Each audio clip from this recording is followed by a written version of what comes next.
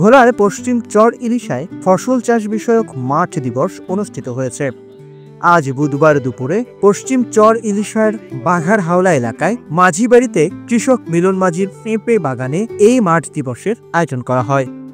পল্লী কর্মসহায়ক foundation PKSF এর PPEPPEU প্রকল্পের আওতায় গ্রামীণ জন উন্নয়ন সংস্থা GJUS এই অনুষ্ঠানের আয়োজন করে।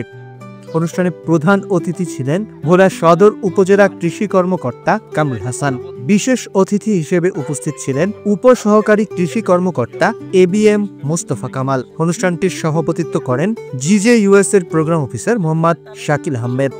এখানে আজকে আমরা একটি মাঠ দিবস করেছি, যেটা গ্রামীণ জন উন্নয়ন সংস্থার PPEPPEU, সেটার মাধ্যমেও কৃষকদের আমরা উদ্বুদ্ধ করতে পেরেছি যাতে যার যতটুকু পতিত অনাবাদি জমি আছে সেই জমিতেও পেঁপে বাগান করবে, তাতে তার পারিবারিক পুষ্টির চাহিদা পাশাপাশি আর্থিকভাবে লাভবান হবে এবং তার জীবিকায়নের একটা ভালো ব্যবস্থা হবে। এ সময় PPEPPEU প্রকল্পের অভিভুক্ত সদস্যবৃন্দ, স্থানীয় কৃষক কৃষানী সহ এলাকার গণ্যমান্য ব্যক্তিরা উপস্থিত ছিলেন।